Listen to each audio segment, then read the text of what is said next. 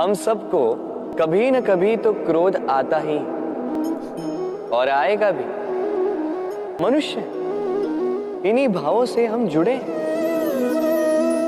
किंतु ये क्रोध क्यों आता है, कभी सोचा है आप?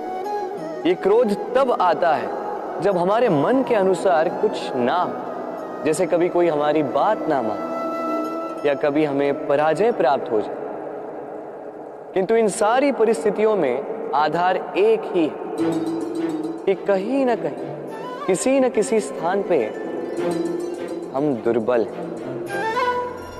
क्रोध जन्म लेता है हमारी दुर्बलता से और फिर वो हमारी सबसे बड़ी दुर्बलता बन जाता है। यदि क्रोध को वश में न रखा जाए तो भ्रम जन्म लेता है। यदि भ्रम को वश में न रखा जाए तो विवेक व्याग्र होने लगता है और यदि व्याग्रता को वश में न किया जाए तो व्यक्ति का तर्क ही नष्ट हो जाता है। सोचने समझने की शक्ति शून्य हो जाती है और फिर उस व्यक्ति का पतन हो जाता है। इसलिए अपने क्रोध पर वश रखें और अपने मन को शांत होने के लिए करें। इस संसार में मनुष्य जन्म लेता है, बड़ा होता है, पुरुषार्थ करता है, कमाता है।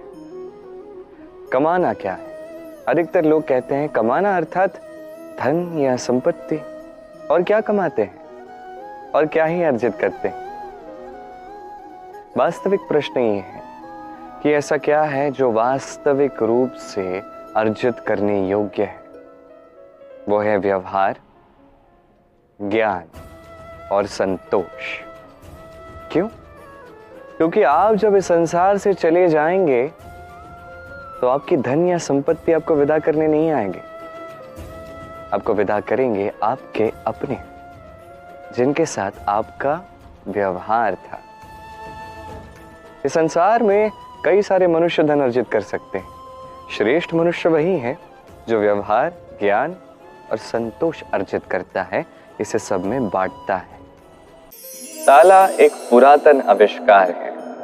जब से इस संसार में बहुमूल्य वस्तुएं बन रही हैं, तब से ही ताले का निर्माण हुआ है। तब से इसका उपयोग हुआ है ताकि उचित समय आने पर हम अपनी बहुमूल्य वस्तुओं को सुरक्षित रख सकें और समय आने पर उन्हें निकालकर उनका उपयोग भी कर सकें। अब एक आवश्यक तथ्य है जिसे जानना अति आवश्यक है, और वो ये कि ताले के निर्माण से पूर्व उसकी कुंजी अर्थात उसकी चाबी का निर्माण किया जाता है। अब यही जीवन की एक बहुत बड़ी सीख दे जाती है। हमारे जीवन में जब भी कोई एक समस्या आती है तो भयभीत होने की आवश्यकता नहीं, क्योंकि इस प्रकृति ने, ईश्वर ने इस समस्या का समाधान, इसकी चाबी पहले ही निर्माण करके कहीं रख दी है। आवश्यकता है तो समस्या से आगे बढ़कर उस समाधान को ढूंढने की। मनुष्य कभी भी समस्या को देखकर भयभीत हो जाता है, चिंतित हो जाता है, अपना विवेक खो देता है। आवश्यकता है तो इस मन को शांत करने की, इस शांत मन के साथ इस समस्या का निवारण ढूंढने की। तो समस्या चाहे जितनी भी बड़ी आए, भयभीत होने की आवश्यकता नहीं है। शांत चित्त से समाधान ढूंढिए। हाथ जल गया। अब आप कहेंगे कृष्ण यही तो होगा, जलते हुए कोयले को उठाने जाओगे तो हाथ तो जलेंगे ही। चलो इस संदर्भ में आप ये कहते हैं, क्या क्रोध के विषय में भी आप यही सब सोचते हैं? सोचना आवश्यक है, क्योंकि क्रोध भी इसी प्रकार है। हम सोचते हैं कि हम इस जलते हुए कोयले को उठाकर किसी की ओर फेंकेंगे, उसकी हानि होगी, किंतु सर्वप्रथम हमारे ही हाथ जल जाते हैं। ये क्रोध सर्वप्रथम आपका नाश करता है, आपके आनंद को छीन लेता है, आपके स्वास्थ्य को बिगाड़ देता है, आपके अस्तित्व को जला देता है। तो इस क्रोध से सावधान रहिए। इस संसार में मैं कुशल साथी के रूप में प्रसिद्ध हूं। अब ऐसा भला क्यों है? क्योंकि मैं क्षण प्रति क्षण रथ की डोर अपने हाथ में पूर्ण रूप से थामे रखता हूं। जैसे ही रथ मार्ग से भटकने लगे, उसी क्षण उसे मार्ग पे ले आता। बस इसीलिए सब मुझे कुशल सारथी कहते हैं। अब आपको भी आपके जीवन में कुशल सारथी बनना होगा, अर्थात आपको रथ नहीं चलाना है, बस भावनाओं पर नियंत्रण रखना है। कभी कभी जीवन में ऐसे कार्य आते हैं जिसमें मन को रस नहीं मिलता, तो मन जो है बार बार उस मार्ग से भटकने लगेगा, उस मार्ग से विचलित होकर कहीं और ही जाने लगेगा। तब आपको अपने मन पर पूर्ण नियंत्रण पाना होगा, इसकी डोर अपने हाथ में पूर्ण रूप से थामे रखनी होगी, और जैसे ही मन भटका उसे मार्ग पे ले आइए, पुनः भटकेगा पुनः मार्ग पे ले आइए।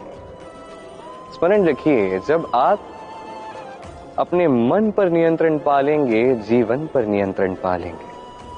अपने जीवन में कुशल सारथी बनिए। कितना सुंदर प्रतिबिंब है, इसका कारण क्या है? मेरा रूप सुंदर है या ये जल स्वच्छ है?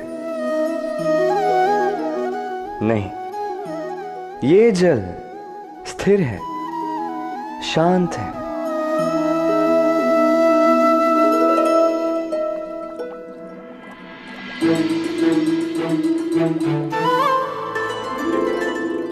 अंतर देख रहे हैं आप? वही जल है, वही रूप है, किंतु ये स्थिर नहीं है, शांत नहीं है, और इसी कारण मैं अपना प्रतिबिंब इसमें नहीं देख पा रहा हूं। क्रोध के साथ भी यही होता है। यदि आप स्थिर हैं, शांत हैं, तो आप आपकी आत्मा को देख, सुन और समझ पाओगे, किंतु क्रोध इस आत्मा की पुकार को पी जाता है। इसलिए अपने क्रोध पर वश रखें। कहीं ऐसा ना हो कि मूर्खता के कारण जन्मा ये क्रोध आपको पश्चाताप के अंत तक ले जाए। क्रोध इस संसार का सबसे घातक भाव है। यह भाव एक अग्नि की भांति है, जो किसी के मन में उत्पन्न हो जाए तो सामने वाले को भस्म करने से पूर्व यह अग्नि स्वयं उसी व्यक्ति को भस्म कर देती है। इसीलिए इस क्रोध को स्वयं से दूर रखना अति आवश्यक है। किंतु इसका अर्थ ये नहीं कि इस क्रोध का कोई मोल नहीं है। जी हाँ, कभी कभी जीवन में ये क्रोध दिखाना आवश्यक हो जाता है। जैसे कोई व्यक्ति है, वो अपराध करते जा रहा है, आप उसे अवसर दे रहे हैं, वो बात मान नहीं रहा। वो इस भ्रम में जीवन व्यतीत कर रहा है कि जो भी वो कर रहा है वही उचित है, और यही सोच के वो अधर्म के पथ पर आगे बढ़ता जा रहा है।